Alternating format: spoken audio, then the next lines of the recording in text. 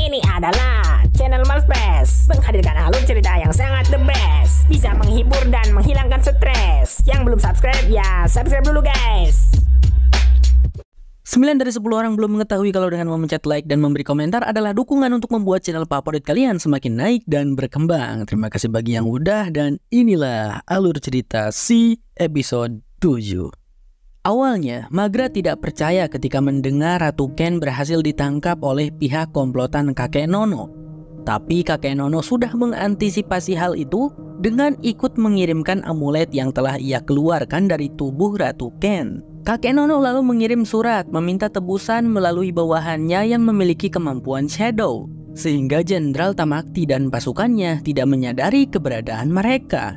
Namun Boots berbeda, sebab dirinya bisa melihat jelas keberadaan para Shadow itu. Beberapa saat kemudian, kedua Shadow tadi berhasil ditangkap berkat bantuan dari Boots.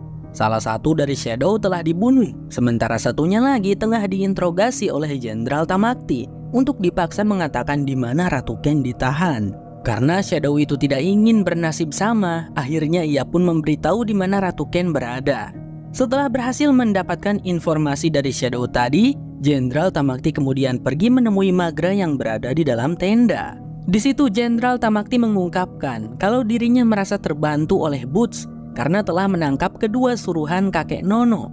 Tapi sebagai seorang pemburu penyihir, sudah kewajibannya untuk menangkap dan membunuh orang-orang yang memiliki kemampuan seperti Boots. Namun di situ Magra tidak setuju dan melarang Jenderal Tamakti untuk menyakiti Boots karena Boots berada di bawah perlindungannya. Selain itu, awalnya Magra menolak untuk ikut pergi menyelamatkan Ratu Ken. Magra ingin tetap berada di sana sampai pasukan Jenderal Tamakti berhasil menemukan keluarganya. Tapi Jenderal Tamakti berhasil membujuk Magra karena meskipun Magra ikut bersamanya, sebagian pasukannya akan tetap berada di sini dan melakukan pencarian. How important your charge here is, yes? Yes, ma'am, of course.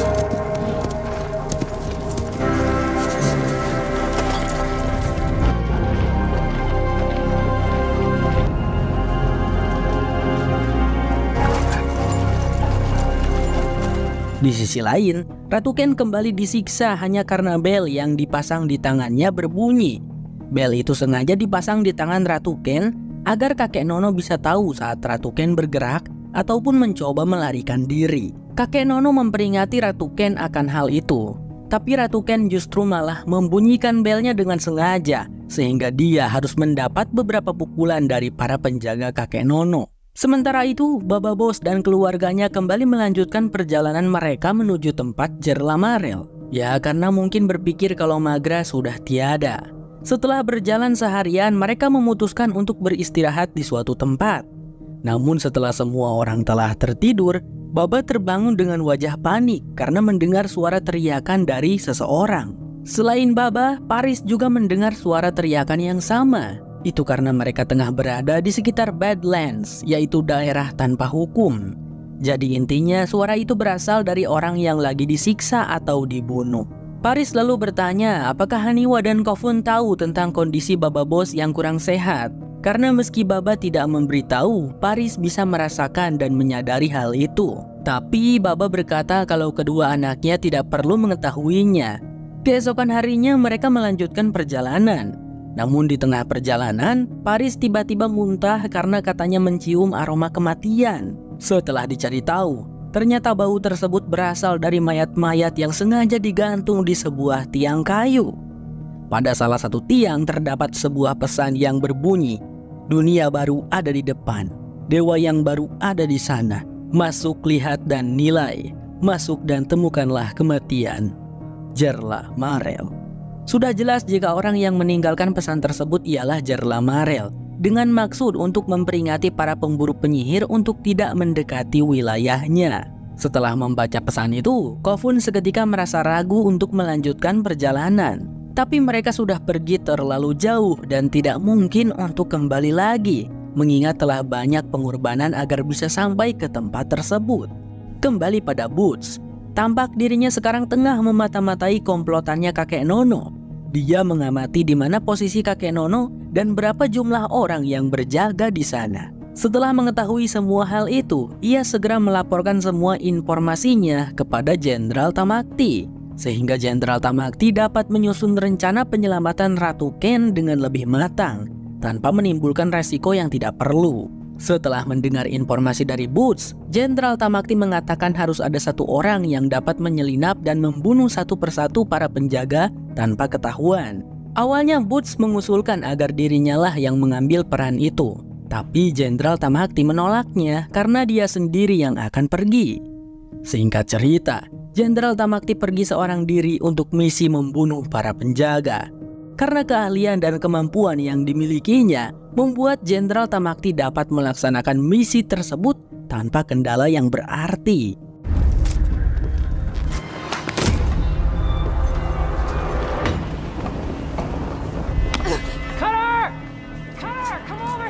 Tetapi ketika hendak membunuh seorang penjaga terakhir, Jenderal Tamakti malah salah sasaran sehingga ketahuan oleh penjaga terakhir tersebut. Meski begitu, Jenderal Tamakti dapat dengan mudah mengatasi si penjaga dan segera membunuhnya. Saat ketahuan tadi, si penjaga sempat berteriak memberitahu adanya penyusup.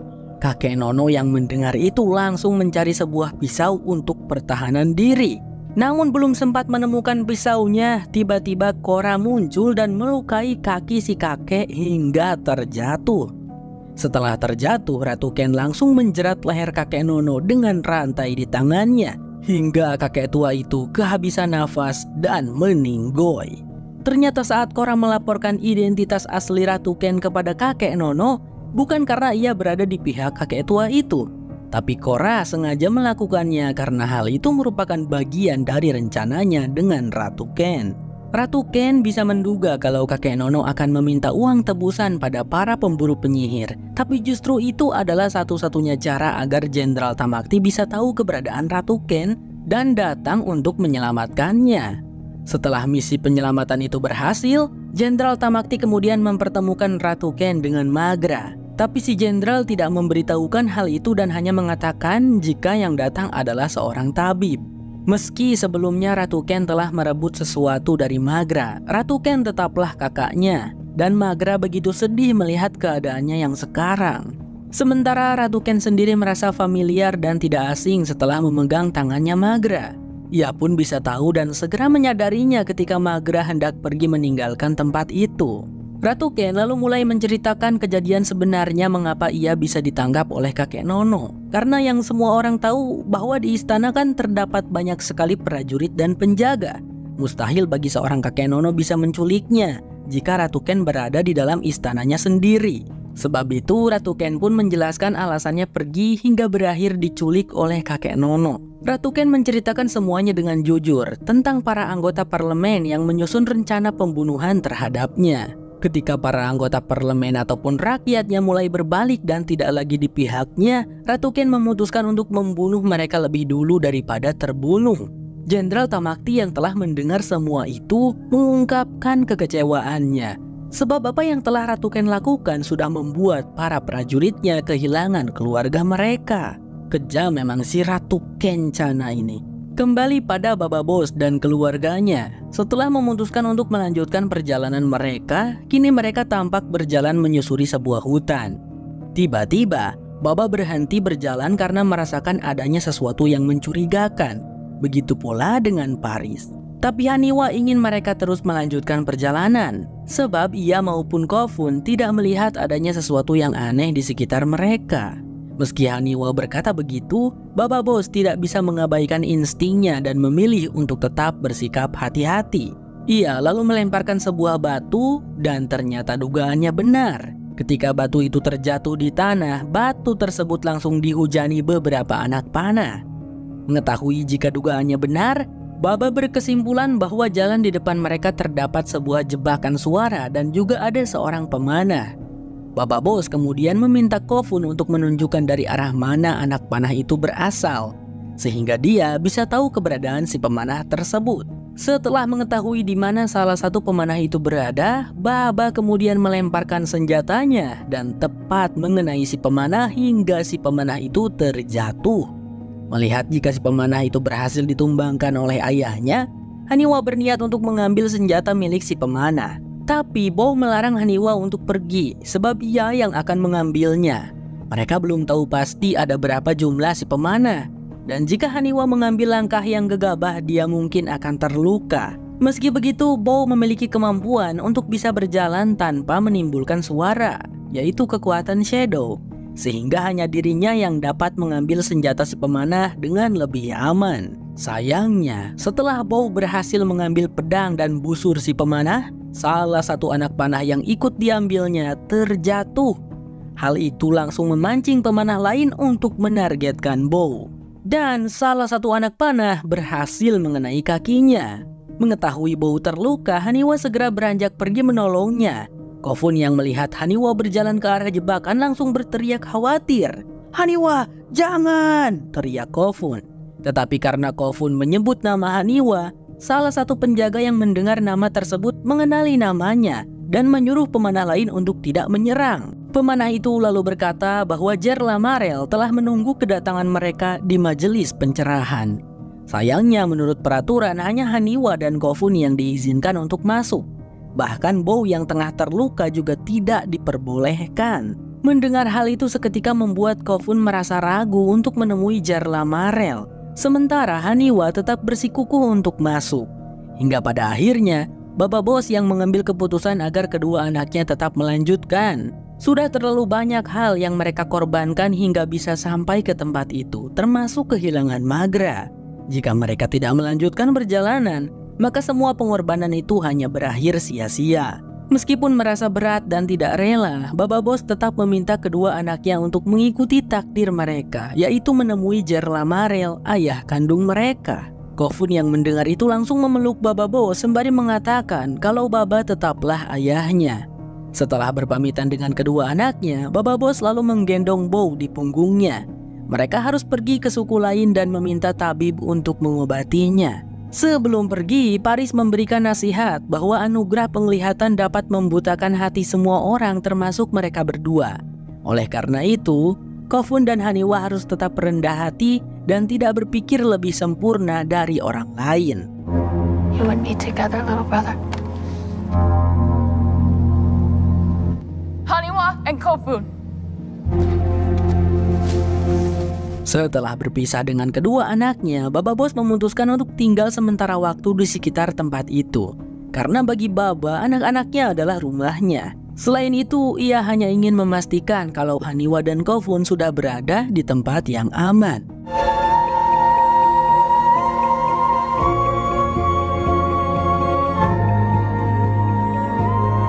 I don't know. I can't see anything.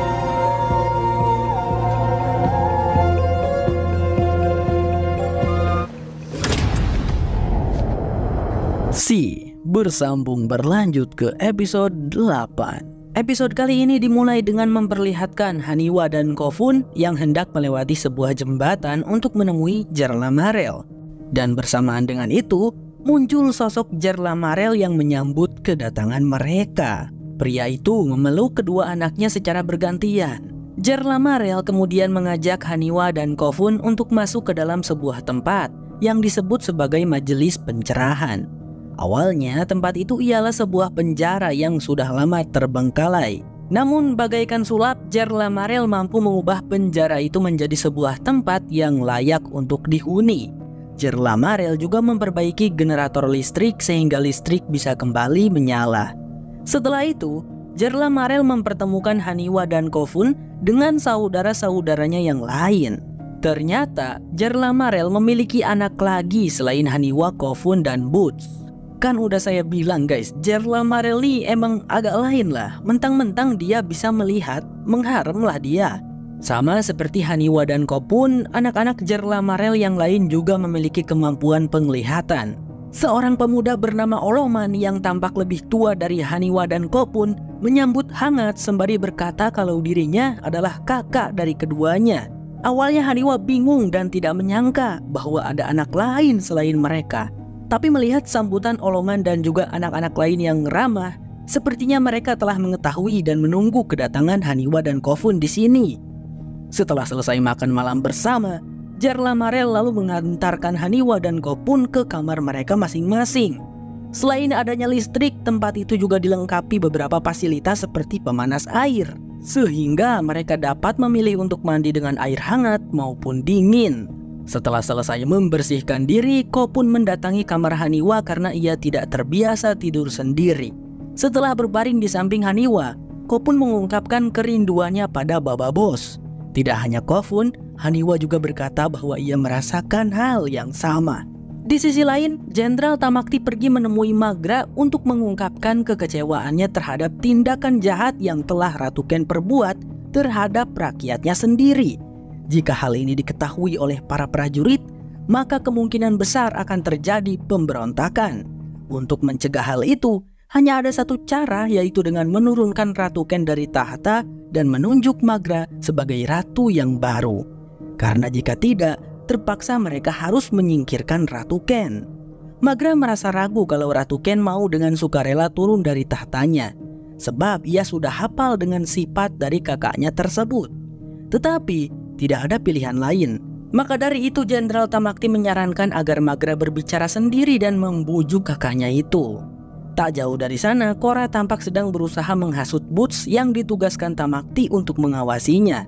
Korra menghampiri Boots sembari membisikkan bahwa mematuhi seorang ratu akan lebih menguntungkan dibandingkan dengan setia pada seorang putri.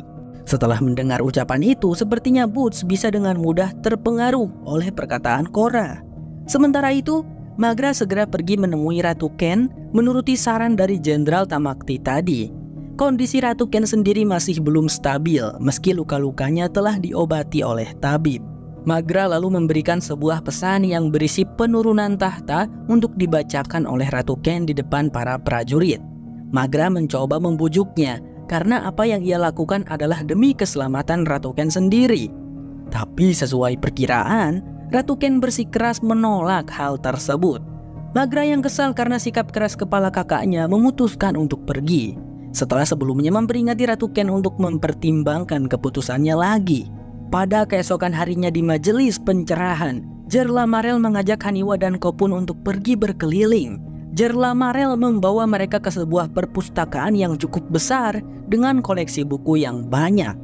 Jer Lamarel bercerita kalau buku-buku itu adalah hasil dari kerja kerasnya selama 10 tahun dengan pergi ke berbagai tempat dan mengumpulkan buku-buku tersebut.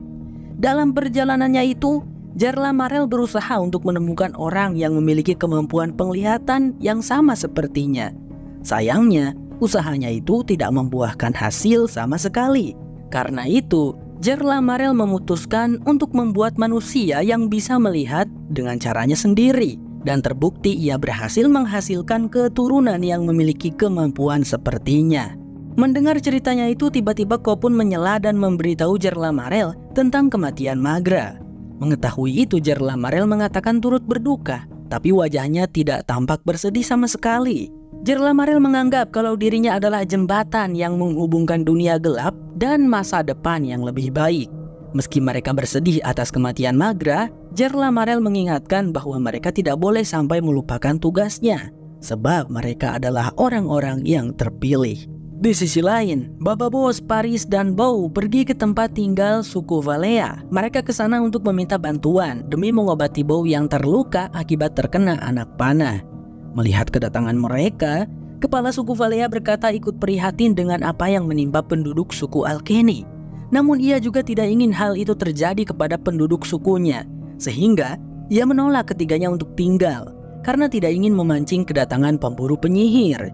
Tapi setelah Paris berbicara dan meminta pertimbangan dari sang kepala suku tersebut akhirnya mau bermurah hati dengan mengizinkan Bow untuk tinggal dan mendapatkan perawatan. Meski Bow diizinkan untuk tinggal, si kepala suku meminta Baba Boss dan Paris untuk pergi sejauh mungkin dari tempat tinggal mereka. Paris yang peduli dan khawatir dengan keselamatan Bow memutuskan untuk menyetujui hal itu. Kembali pada Jer Lamarel. Tampak seorang kolonel datang mendatanginya untuk meminta Jer Lamarel segera menyerahkan seorang tawanan untuk diberikan pada seorang jenderal. Tapi ternyata tawanan yang kolonel itu maksud adalah tak lain tak bukan Haniwa dan Ko pun. Jer Lamarel bertanya alasan sang jenderal yang begitu menginginkan Haniwa dan Ko pun. Namun si kolonel juga tidak tahu alasannya dan hanya sekedar menjalankan perintah. Setelah berpikir sejenak, Jerlamarel lalu memutuskan untuk menyerahkan salah satu dari mereka berdua, yaitu Haniwa. Tanpa sepengetahuan mereka, ternyata sejak tadi Khopun menguping pembicaraan tersebut. Sayangnya ketika Khopun hendak pergi dari sana, Oloman sudah ada di belakangnya dan langsung memukul kepala Khopun hingga membuatnya tidak sadarkan diri. Setelah Jerlamarel menyetujui untuk menyerahkan Haniwa, seseorang datang dan masuk ke dalam kamar Haniwa. Dia langsung membekap gadis itu dari belakang. Beberapa saat kemudian Khopun kembali sadar dan mendapati dirinya telah dikurung di suatu ruangan. Ketika ia bangkit dan melihat keluar jendela, ia segera berteriak memanggil saudarinya yang tidak sadarkan diri dan sedang dibawa oleh orang suruhan dari si kolonel. Meski Jerlamarel setuju, tapi ia tidak dapat menahan kekesalan hatinya karena telah menyerahkan salah satu dari anaknya.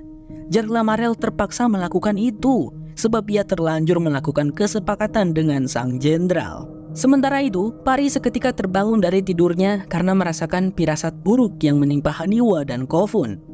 Kembali kepada Maghra, setelah gagal membujuk Ratu Ken untuk turun dari tahta, Jenderal Tamakti berpikir bahwa mereka tidak punya pilihan lain selain menyingkirkan Ratu Ken. Setelah mereka berdua sepakat, keduanya segera pergi ke tempat Ratu Ken berada. Namun di saat mereka baru saja sampai, Ratu Ken tiba-tiba mengatakan bersedia untuk turun dari tahtanya. Ratu Ken lalu menyerahkan pesan penurunan tahtanya kepada Jenderal Tamakti. Setelah menerima pesan itu dan hendak membacanya, tanpa diduga, Boots menikam Jenderal Tamakti dari belakang. Maghra yang sadar kalau Ratu Ken telah menyusun rencana pembunuhan bersama Boots, segera bertanya apakah Ratu Ken akan membunuh dirinya juga. Ratu Ken lalu menjawab bahwa ia tidak akan membunuh Maghra, asalkan Maghra mau tutup mulut dan ikut menjelaskan kepada para prajurit bahwasanya Jenderal Tamakti telah bunuh Dirot karena rasa bersalahnya gagal melindungi sang ratu. Licik banget gila si Ratu Kentang ini. Sesaat setelah kematian Jenderal Tamakti, Ratu Ken bersama Maghra segera memberitahu pasukan mereka bahwa Jenderal Tamakti telah meninggal dunia. Karena ketidakhadiran Jenderal Tamakti saat ini, Ratu Ken dan Maghra lah yang akan memimpin pasukan tersebut.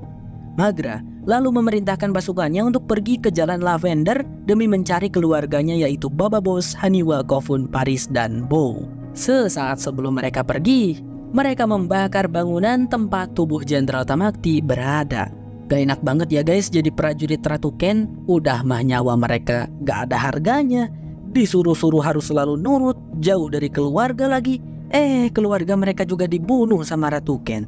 Nyawa mereka berharga tuh maksudnya gimana Bang Sam? Iya kan, kalau ada prajurit yang mati gitu, Jenderal Tamakti sama Ratu Ken mana peduli mereka.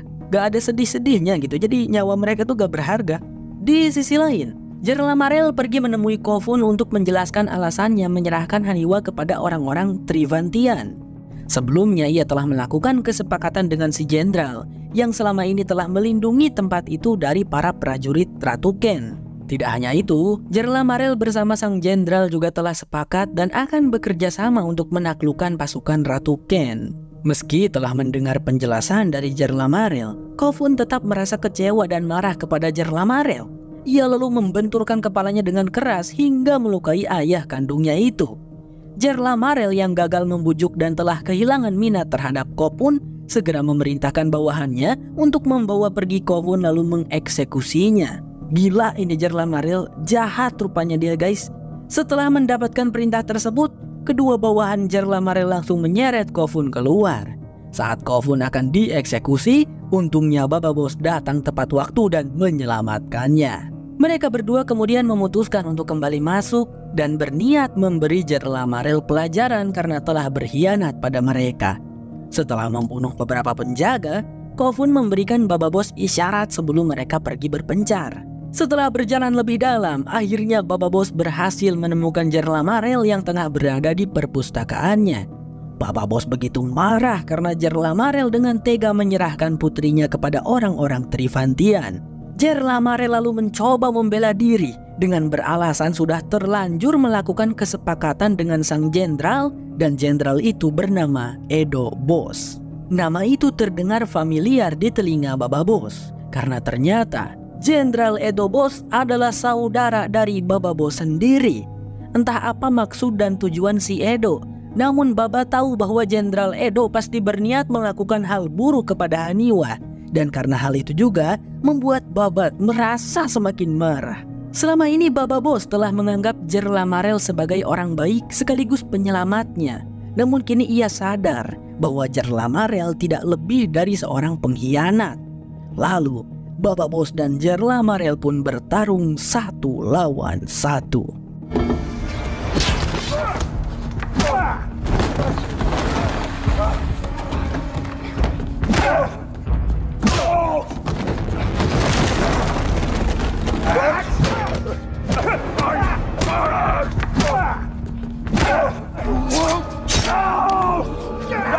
Tetapi karena Jerlamarel dapat melihat ia memiliki keuntungan lebih dalam pertarungan tersebut, Baba Bos sudah memperkirakan kalau pertarungan itu tidak akan adil baginya.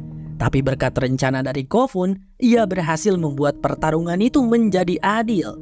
Saat Baba Bos pergi mencari Jerlamarel tadi, Kofun segera menuju ke tempat generator dan mematikannya agar aliran listrik di tempat itu mati. Jerlamarel yang panik dengan keadaan itu melepaskan beberapa tembakan ke sembarang arah. Pertarungan terus berlangsung hingga keduanya tanpa sadar telah berpindah ke lorong.